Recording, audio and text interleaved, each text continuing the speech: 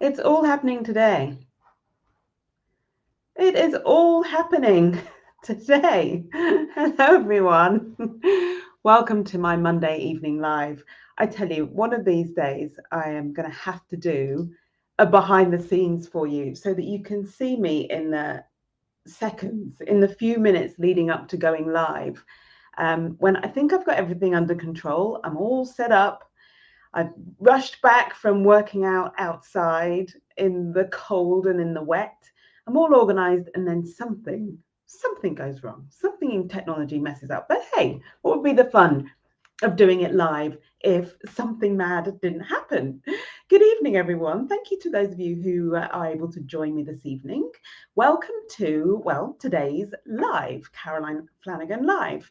I am here to talk to you tonight about, as you can see on the screen, the Sunday night dreads. I feel like there should be some dramatic music to accompany that, da da da, or something.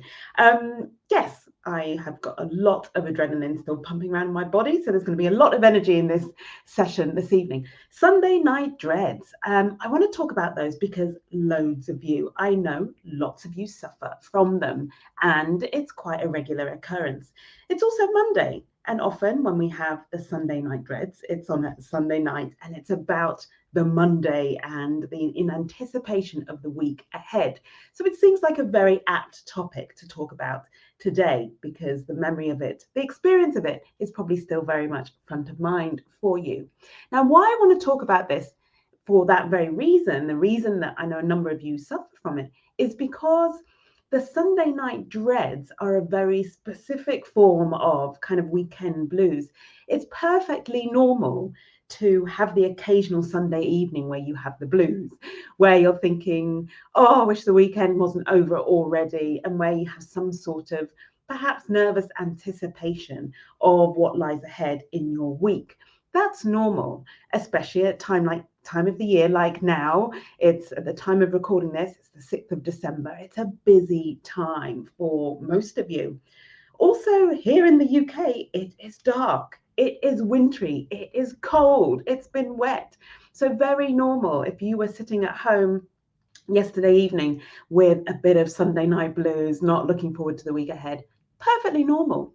The moment when that feeling, however, starts to become more entrenched, when it starts to become just what you experience every single weekend, when that is actually part of really how you go into the new week, is with this feeling not of blues because you're sorry the weekend's over, but of real deep dread because of what you anticipate is lying in store for you in the week that's coming, then that's when it becomes a problem. And that's when it's something that we want to do something about.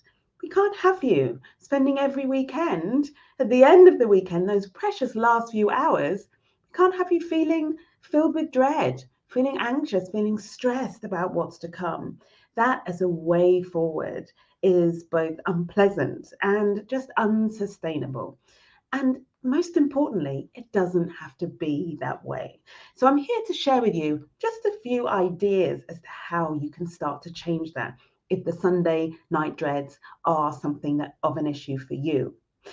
So for those of you who don't know me, my name is Caroline Flanagan. I'm here regularly now every week, every Monday live, usually at 5:30, sometimes a few minutes afterwards. And I'm here talking about all of the issues that come up with my clients that I know are super relevant for you if you are also someone who suffers from imposter syndrome. So I am the coach for lawyers with imposter syndrome. I help you stop overthinking, stop the overworking, and start getting more of the recognition that you deserve. So back then to the Sunday night blues.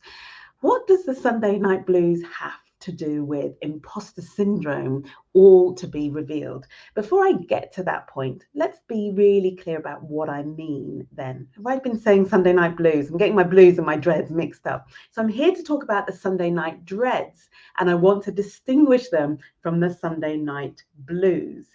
The key point, as I said in the introduction, is when you have a feeling of dread on a Sunday evening. And that feeling is a regular one. It happens most weekends.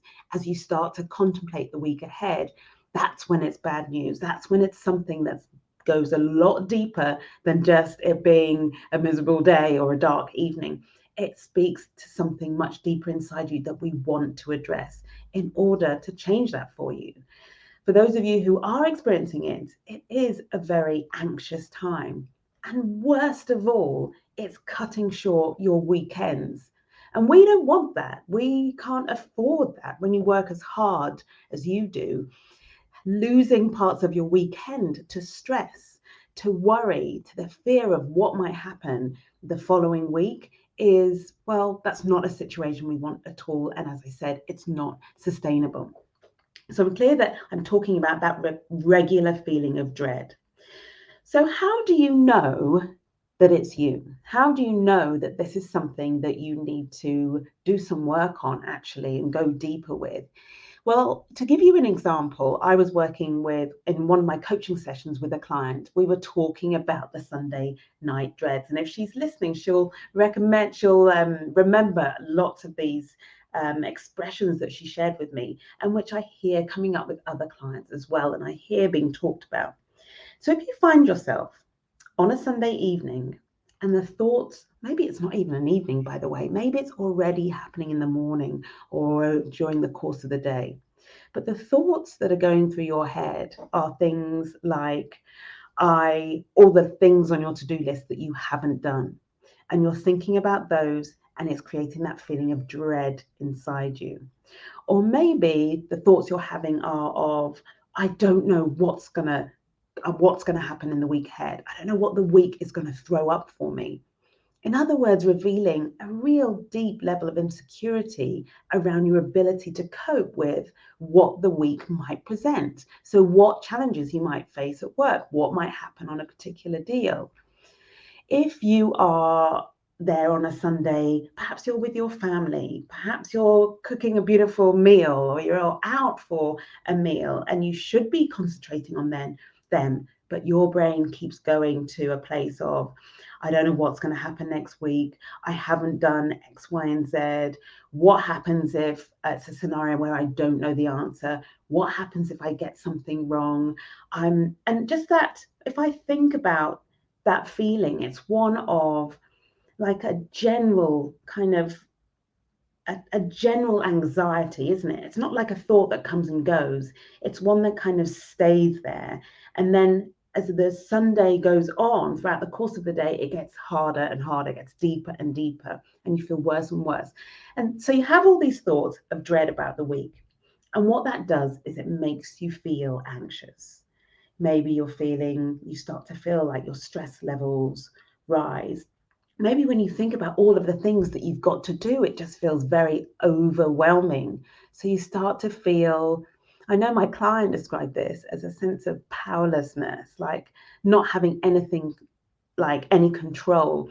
It's almost as if Monday morning presents, on Monday morning, you have to get on the train. It's almost like a runaway commuter train. So you get on the train and it just takes off and it goes in the direction, whether you like it or not, and you're just kind of being dragged along.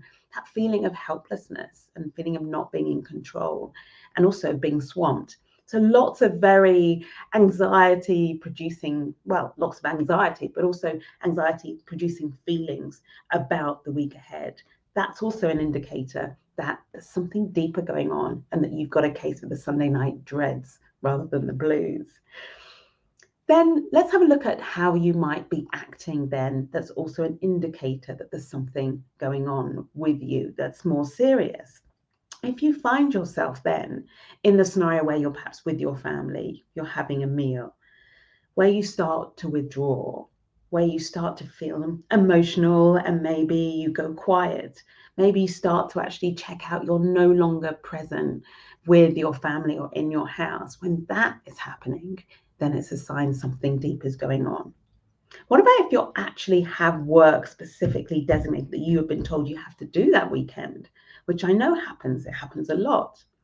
What about if when you're sitting down to do that work, what you're actually doing is everything you can to avoid getting down to that work?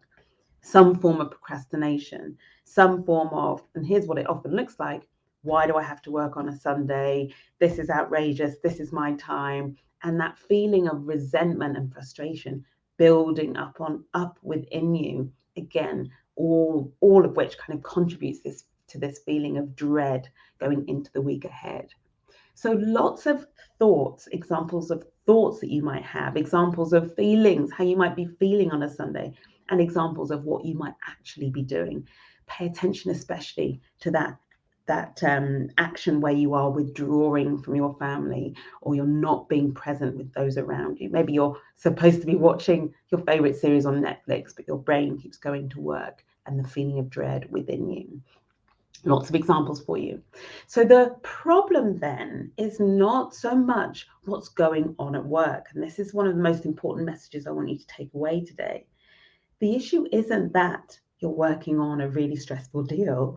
The issue isn't that you've got a lot on your plate, or it's a time of the year where so much is being demanded of you. What the heart of the problem is not how you're thinking about work. It's how you are thinking about yourself. Because underlying all of that dread and that anxiety and that stress is the feeling and the belief that you are not able to cope with what's coming, that you are not able to cope with the workload that's coming. You're not going to be able to deal with the level of pressure that's going to be there. You're not going to be able to manage or respond to the questions that you're going to be asked of you, the demands will be made of you. Underlying, deep-seated beneath that feeling of dread about the week ahead is a sense of inadequacy in yourself. It is that not enoughness. And that brings me on to then the connection between the Sunday night dreads and imposter syndrome. Now, for those of you who have forgotten, who aren't really sure, or who have been living on Mars and have never watched any of my lives, imposter syndrome, classic signs are you feel like a fraud, you feel your success is down to luck, and you have this ongoing fear that at any minute now someone's going to tap you on the shoulder and expose you as the fraud you think you are. So you can hear just in the description of imposter syndrome how that feeling, the feeling of being a fraud, of course is going to produce something like the Sunday night dreads on a Sunday evening as you anticipate the week ahead. Because what is the week? While you're at work, of course, it's not just 5 days in the office, however long those days might be, and it might be 6 days in the office if you have to work the weekend. It's 5 or 6 days in which you are, in terms of how you experience it, you are vulnerable, at risk of being exposed. It's 5 days, which is a huge part of your life, or of your week, and therefore of your life, where you have a feeling of feeling like a fraud. My mind then went to my youngest son, Max, who's always says, Mum, why do we have to go to school for 5 days and then only have 2-day weekend? Why can't it be the other way around? And I can guess that if you're suffering from imposter syndrome, and that being at work, that whole period of time that you spend at work is one in which you're very aware of and have a very deep experience of imposter syndrome, I bet you'd be wishing for that too, right? Wishing it wasn't 5 days, 5 or more days, when you're on the spot, always at risk of what feels like the risk of being found out. Now, if the description, those classic signs of imposter syndrome don't resonate with you, if you're sitting there thinking, well, I don't really feel like a fraud, I worked hard for where I am, I don't feel like it's down to luck, and I'm not worried that I am going to be exposed, don't be too quick to dismiss imposter syndrome as a possible cause of your Sunday night dreads, because there are lots of other symptoms, signs that there could be some underlying imposter syndrome going on within you that's driving the way you work. Also, that is producing these negative feelings on a Sunday evening as you anticipate going into the week ahead. I've created a free guide to what I call the hidden signs of imposter syndrome. So if you haven't downloaded your copy yet, go to my website, carolineflanagan.com. A window will pop up for you and you'll be able to download that guide, and it will list lots of secret signs that you are overthinking in certain ways, signs of you overworking, signs of you not getting the recognition you deserve, which all point very strongly to the suggestion, to the idea that you may have some imposter syndrome, and it's certainly impacting your Sunday evenings, but also how you show up at work. So we know then, I've given you examples of like how you know if you've got the Sunday night dreads. I've also explained the connection then between the Sunday night dreads, dreading the week ahead, and imposter syndrome. And the key there, when I talk about imposter syndrome, how we can sum up that feeling, is a feeling of not enoughness. That's what I like to call it. It encapsulates all of that sort of feeling of fraud or luck or fear exposure or any of the other signs, the feeling of not being enough. So coming back to what I said about why you dread the week ahead, it's not because of what's in your calendar. It's not because of the deal you're working on at the moment or the people you're working with who are very demanding. It's not because of what you're thinking about them. It's because of what you're thinking about you, which is at its core a feeling, a belief that you are not enough. So if the problem then is that you think, you feel you are not enough, then the answer then is always for me to help you find a way to understand all of the ways in which you are not even enough, but more than enough. And this is the problem, you see, when imposter syndrome is triggered, like on a Sunday evening and you're thinking about the week ahead. In those moments, what the key to solving your imposter syndrome in those moments so that you can nip those Sunday night or Sunday blue dreads nip them in the bud. The key is to know it's your imposter syndrome at work and know what to do in the moment in which it's triggered. So this is what I say each week when I'm talking to you about those different scenarios in which your imposter syndrome is going to flare up and is going to be triggered. I tell you repeatedly, your imposter syndrome is not a problem. It's just a puzzle that you need to solve. But what happens is your imposter syndrome flares up and we do nothing about it. I like to describe it as, when I talk about a puzzle that needs to be solved, it's just the puzzle of who you are. So your imposter syndrome is triggered. All it is the voice inside of you saying, who am I in this moment? And your only job, the job that is going to be the difference between you showing up as not enough, showing up as who you're not, which is what you're doing when you're caught up in that sense of everything else that's waiting for you for the rest of the week that you're not going to be able to deal with.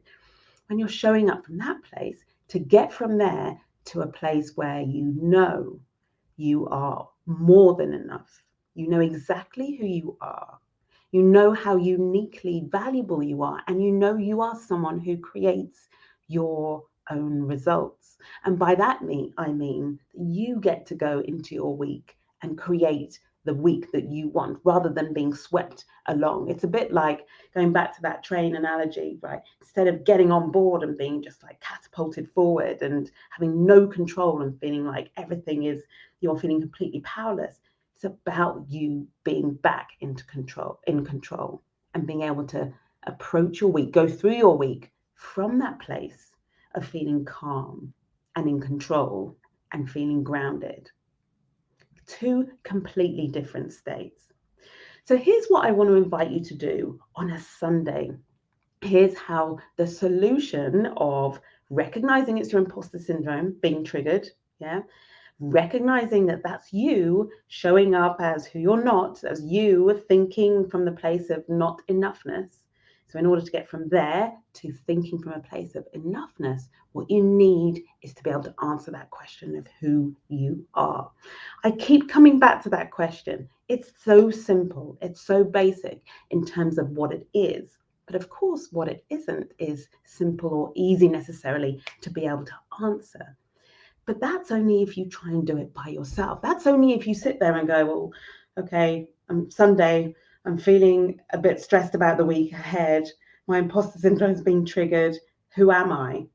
Clearly, in that scenario, you can be completely lost for an answer to that or knowing how that's going to help you. That's why I created the imposter speech. It is deliberately, specifically designed to use to get that answer for you. It's not for you to, in those moments when your imposter syndrome is triggered, to immediately know the answer to that question, who am I, so that you can suddenly become this valuable, incredible person who can go into the week and create amazing results. It doesn't happen so quickly like that. The underlying work, what I call, really, it's about building a foundation of who you are that has to be done and continuously done beforehand. The more you can do that, outside of the moments in which you feel your imposter syndrome has been triggered, the more effective and powerful that strategy will be, because you will have it to hand. So here's what it would look like on a Sunday if you had something like your imposter speech, the ability to, when you get those feelings of dread, of not enoughness, when you have those feelings of what lies in your week ahead, and you're worried that you're not going to be able to cope, or you're feeling overwhelmed, if you're able in that moment when your imposter syndrome says, who are you? To be able to say your imposter speech and step into how valuable you actually are, as opposed to the fact that you don't feel you're valuable at all. When you can step into that value, your Sunday is completely different. From the position, from the feeling of calm and being in control that is produced from knowing that you are valuable, knowing that you create your own results, knowing that you can cope with whatever lies ahead, you're suddenly much more able to be proactive on your Sunday. I want to highly recommend, here's what I would do, or what I do on a Sunday to keep those Sunday night dreads at bay. I allocate time to prepare for my week. It's an hour, maybe. Sometimes it might be more if you've got an overflow of work and you want to catch up. It may be you do intentionally set aside time to work on your Sunday. Now, I know a lot of you won't like that. You'll be all caught up in the fact that, well, Sundays, weekends are for relaxing, for resting. Any idea of working on the weekend, that's an imposition. That shouldn't be the way it is. Work's asking too much of me. Here's what I want to say. That suffering that you might experience from sitting down for an hour to get ahead of the week, to plan your week, to finish off whatever those things are that are niggling you from the week before, do whatever is going to give you a head start for the following week. That amount of time that you spend and the energy you expend doing that is so much less demanding of you than stressing all day, than feeling anxious and having that anxiety grow into dread as the Sunday goes along. Just imagine that for a minute. Imagine waking up on a Sunday morning and deciding that some point mid-morning you're going to sit down and you're going to prepare for your week. So not last minute, not leaving it so you feel dread all day and sitting down at your desk at 9 o'clock, but actually as part of your weekend, allowing for the fact that, well, you're uniquely valuable. You know how to create your own results. So you know how to be in control of your week.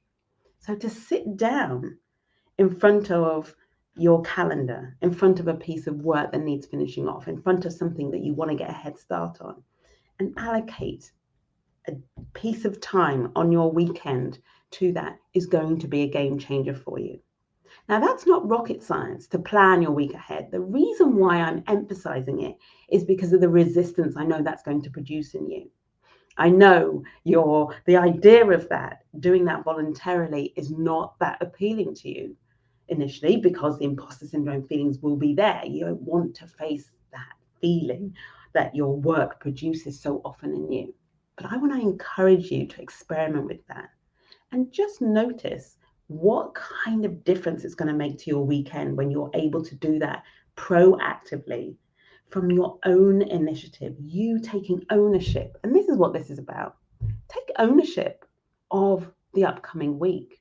Don't fall into Monday and be swept along by a massive tidal wave of tsunami of work and demands and be there and be sort of thrown the left, right, and center until you're kind of landed on the weekend, the following weekend, and you're exhausted and feel like you've been battered about. I want you to take ownership and control going into your Monday. If you suffer from the Sunday night dreads, then your best solution is to plan time on your Sunday to tackle the key things and plan for your week ahead. In order to do that, you're going to need to coach yourself around that resistance. You're going to need to be in the energy of who you are. Remember that you're uniquely valuable. Remember that you are the one in charge. You are the one that controls your week. And you have that ability and can create the results you want. And watch what happens. The rest of the day, you get to switch off. You get to be present for your family. You get to be present doing whatever it is for your me time. You get to have the evening back to yourself. Why? Because you freed your brain of thinking and worrying and dreading the week ahead. I'd love to know what you think about the Sunday night dreads and my solution for coping with them. I want to emphasize that the strategy of setting aside some time to plan the week ahead, it's not just a quick fix to make you feel better about that Monday. It's the work you do to get into imposter speech and be in that space of being uniquely valuable, of being someone who creates results. That's the practice I want to encourage you to do every Sunday so that you are showing up to your week as that person. So this is not about the time you take to do the planning and that specific bit. It's about the time I want to encourage you to take to step into who you are, that value piece, the being uniquely valuable, and of course, the being the person who creates your own results, who has ownership over the week. And the way you do that is with your imposter speech. All right, that's it from me this evening. A nice, relatively short live today. Love to know what you think. Do you suffer from the Sunday night dreads? Is this something that's ongoing for you? If you're interested in the work on the imposter speech, I didn't go into too much detail about what that is. You can watch any of the previous lives to hear more about how the imposter speech works. But most importantly, if you're ready to start doing the kind of work on your self-worth, on your self-concept, that's going to change how you feel about going into the week ahead, going into the next day, change how you feel about your ability to respond to whatever work or life throws at you, then go on over. You can book a free consultation with me. You can go on over to the website, carolineflanagan.com, and there'll be a booking button somewhere there if you'd like to take this further. You don't have to. You can go and listen to the Caroline Flanagan podcast. You'll find all of this in weekly episodes. Where I talk you through these topics. And there's a whole series on the imposter speech that you can listen to totally free and still get the value of this really important tool that certainly changed my life and could change yours. All right, I'm going to leave you all to your evening. And here my kids have just arrived and they're about to start getting very rowdy. That's it from me. Any questions about the Sunday night blues? I would love to hear them. I see I've got a couple of comments and a couple of thank yous. Thank you back to you for listening.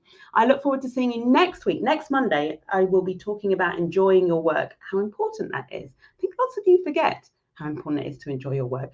But I'm going to talk about that. I'm going to be live at 1 o'clock next Monday. I've got a Christmas carol concert to go to on Monday evening for my kids' school. So 1 o'clock next week. Look forward to seeing you there. Take care. Have a lovely evening. Bye for now.